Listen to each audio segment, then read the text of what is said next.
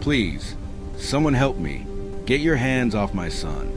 I said get your hands off my baby. I can't breathe. I can't do this here. What is happening to me right now? Get out of my car. I'm not taking you anywhere. Get out right now. I can't. Please. I think the baby is coming. Are you insane? I have somewhere to be. Get out. I can't move. Please don't leave me. Please. He was cold, furious, the kind of man who looks through people like they aren't there. But when he turned and looked at me, something moved behind those eyes. Something I didn't have a name for. I had no idea that before sunrise, I would become his wife. Congratulations. You have a beautiful baby boy. Don't put that child near me. Take it away. Ma'am, is there a father? Do you have a family we can contact? Anyone at all? No, there is no one. What did you do to my car? What is this? That woman just had a baby in it. This has to stop. You are an embarrassment. Every week a new woman, a new disaster. I am calling my lawyer tonight. I am writing you out completely. Do you hear me? You are finished. She is my fiancée.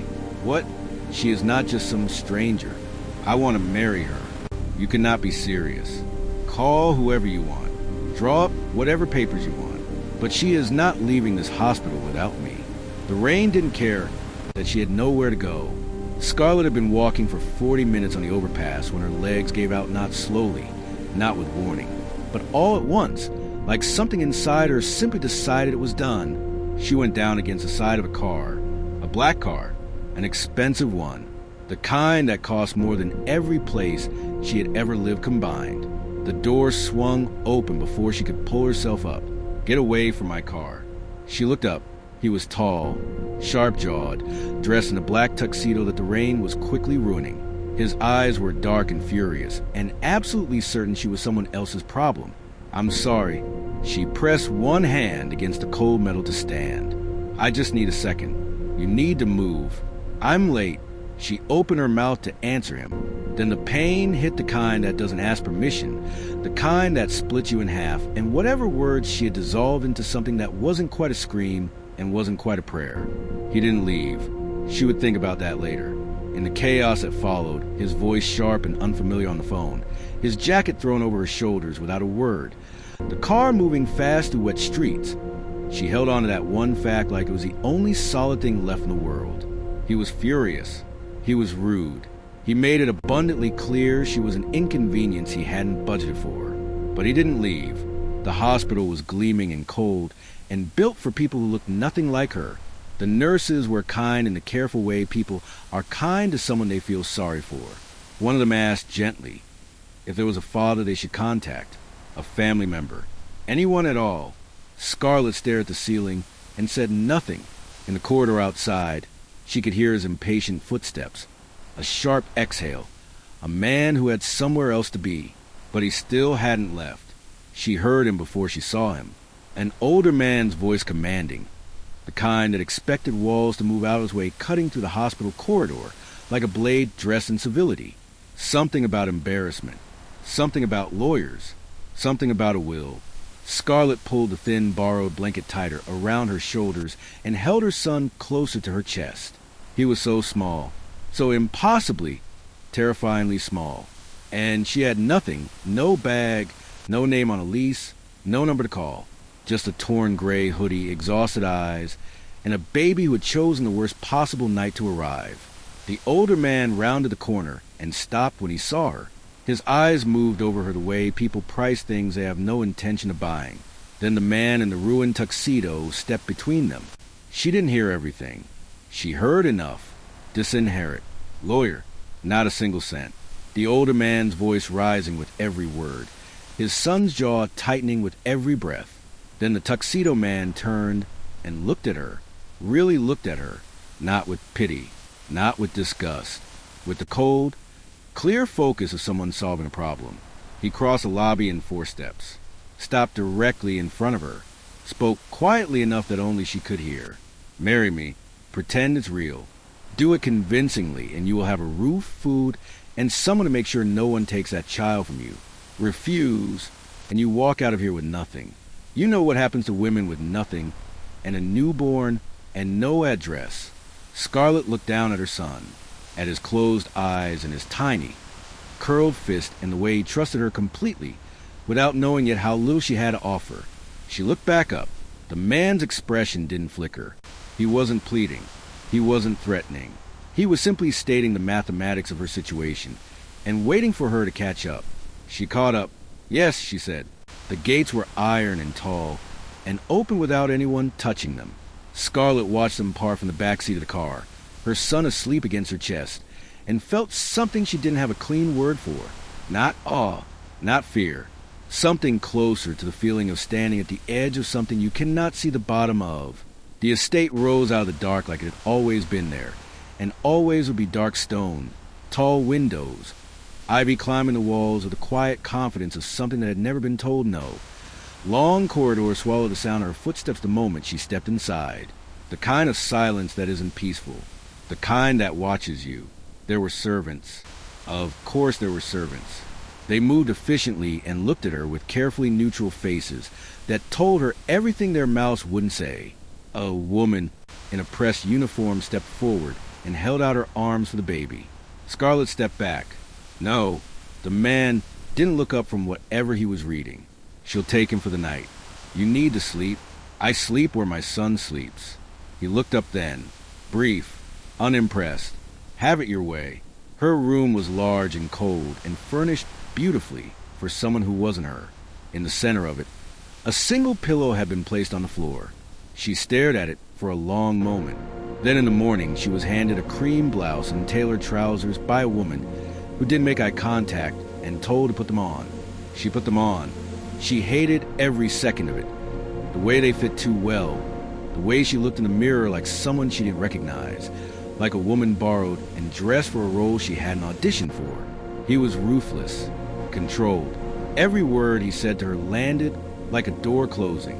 But there was something underneath all of it. Some rooms he never opened. Some hallways even the servants didn't walk down. She was terrified. She didn't let him see it. She appeared on a Tuesday like bad weather suddenly and without apology. Vivian, burgundy blazer dress, sharp at the shoulders, fitted at the waist, heels that announced her 3 seconds before she entered any room. She was the kind of beautiful that knew exactly what it was doing, polished in a way that takes years of practice, and a particular kind of hunger to maintain. She smiled at Scarlett the moment they met. Scarlett didn't trust it for a second. So, you're the one, Vivian said, her eyes moving over Scarlett the way you assess something left in a room that doesn't belong there. I've heard so much about you.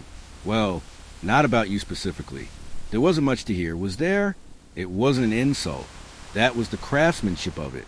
Every word sat just inside the border of perfectly pleasant. And the knife was somewhere you couldn't point to. She came back the next day in a crisp white dress.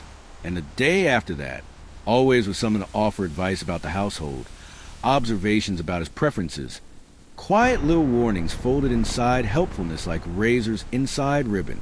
He doesn't like people who ask too many questions. She told Scarlett over tea she had poured without being asked. He loses interest quickly. He always has. Some women come through this house thinking they're different. She smiled into her cup.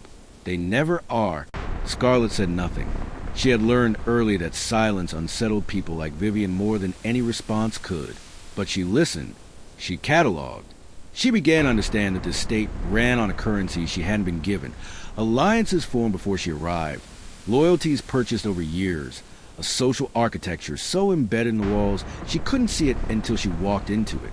Vivian knew every corridor of it, every door, every person on staff who reported back and to whom. She wasn't trying to frighten Scarlett. She was trying to remind her gently, elegantly, with excellent posture that this world had existed long before her and would continue long after. Scarlett set down her tea. She intended to prove that wrong. The baby had been crying for 40 minutes. Scarlett had tried everything she knew, which was everything she had taught herself in the last 4 days, which was not enough. She paced the length of the room in her dusty rose wrap dress, the one soft thing she had allowed herself in the wardrobe, and she bounced, and she shushed, and she whispered things that made no sense just to fill the air with her voice. Nothing worked. The door opened without a knock. He stood in a frame in a white shirt, collar open, untucked. The first time she'd seen him look like something other than a controlled and deliberate performance. His hair was slightly wrong. His eyes were tired. He looked, for approximately 3 seconds, like a human being. "What are you doing to him?" he said. Scarlett turned. Everything. He crossed the room, looked at the baby with a focused expression of someone approaching a problem that needed solving, and held out his hands. She didn't move. "I'm not going to drop him," he said flatly. She handed him over, mostly because she had run out of other options. He was awkward at first, too stiff, too careful, holding the baby like something that might detonate.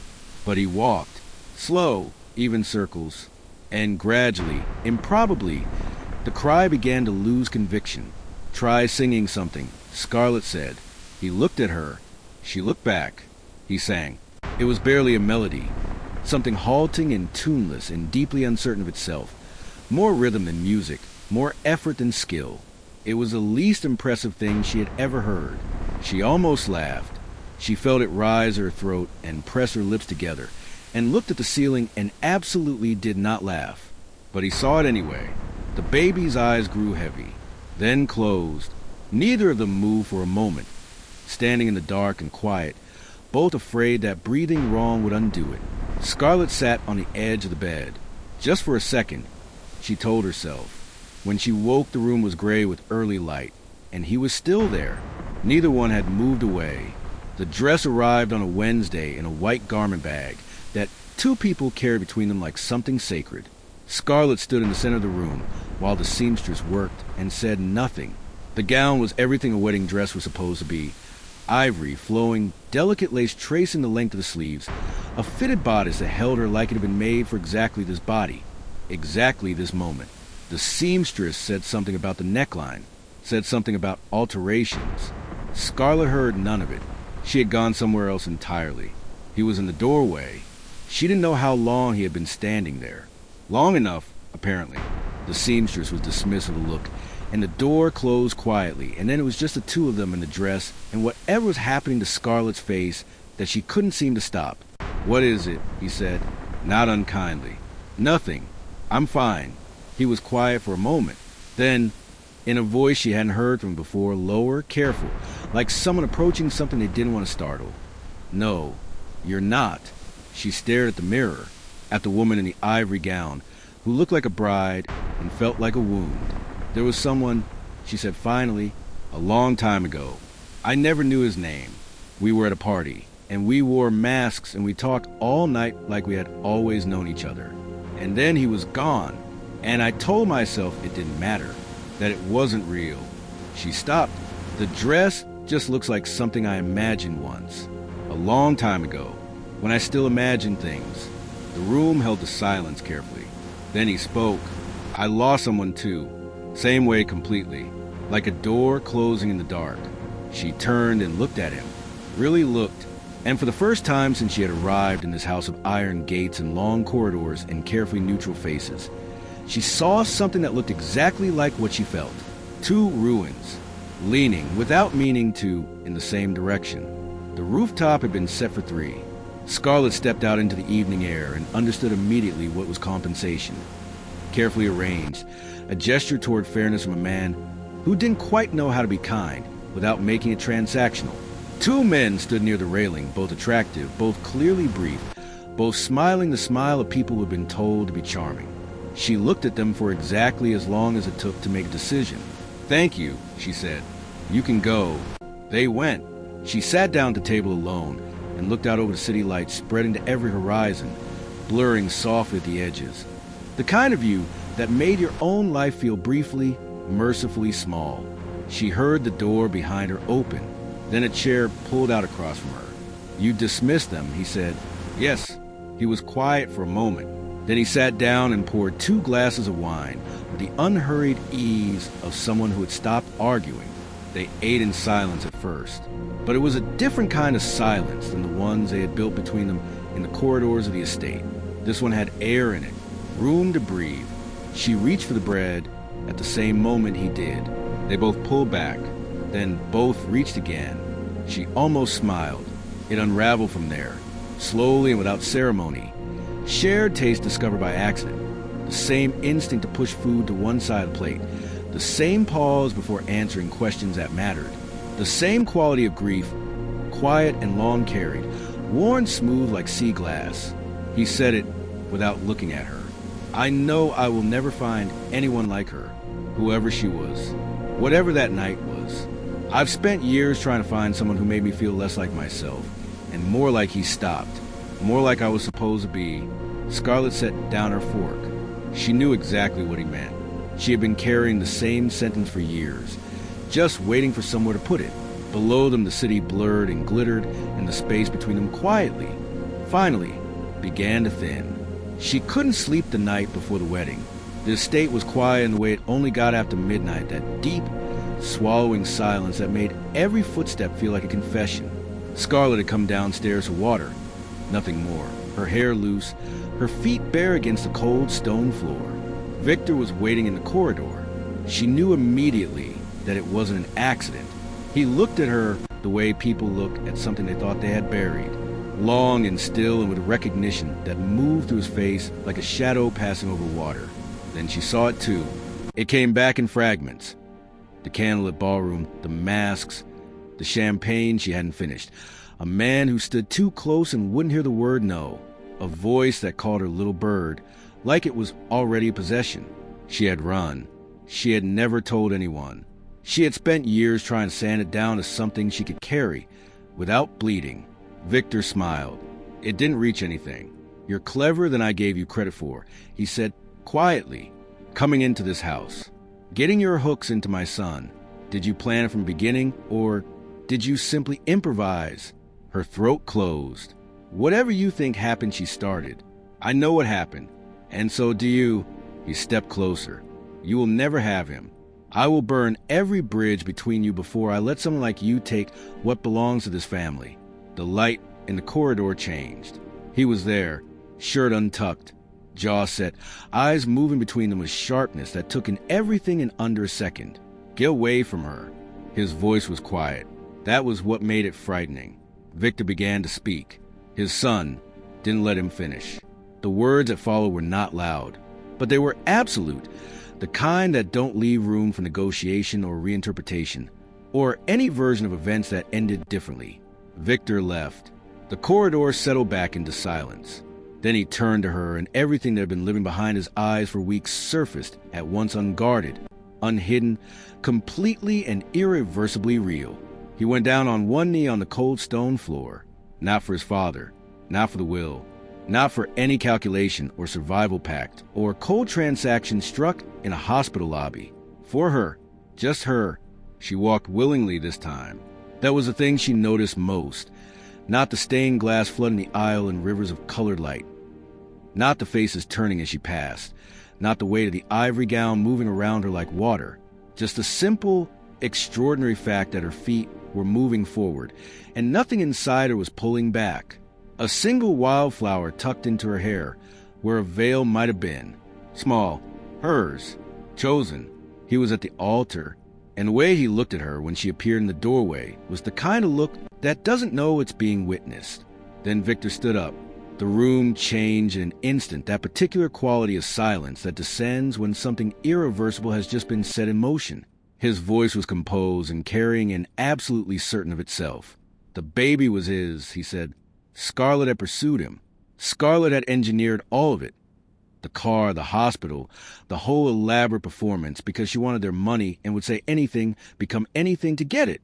The cathedral held its breath. Scarlett stood completely still. Then a second figure rose from the pews. Vivian, charcoal suit, sharp and immaculate. One buttoned the collar slowly, deliberately loosened the only crack she would allow. She didn't raise her voice. She didn't need to. It was me, she said, at the Masquerade ball. It was me that night, not her. The silence that followed was total. And inside it something unlocked in Scarlett and in him. At precisely the same moment, the same memories surfacing like light through water. A candlelit ballroom, masks, a conversation that felt like, finally, a connection so complete and so inexplicable that neither of them had ever recovered from losing it. They turned and looked at each other. He had been there. He had always been there. The stranger she had never stopped looking for was standing 3 feet away in a cathedral full of colored light, looking at her like he had just found something he had given up on ever finding again. Victor walked out of the cathedral alone. The fake wedding ended. The real one began. He had never been a monster. He was just a man who lost his first love in a candlelit ballroom and spent years looking for her in every wrong place until she collapsed into his car on a rain-soaked overpass and changed everything. He married her twice, and the second time, he knew exactly who she was. We were strangers who fell in love beneath chandelier light and never knew each other's names. We lost each other. We found each other again inside a life built on pretending. And somewhere between the lies and the sleepless nights and the dress that broke her open, it all became real. Because love like this doesn't ask permission. It just finds its way home.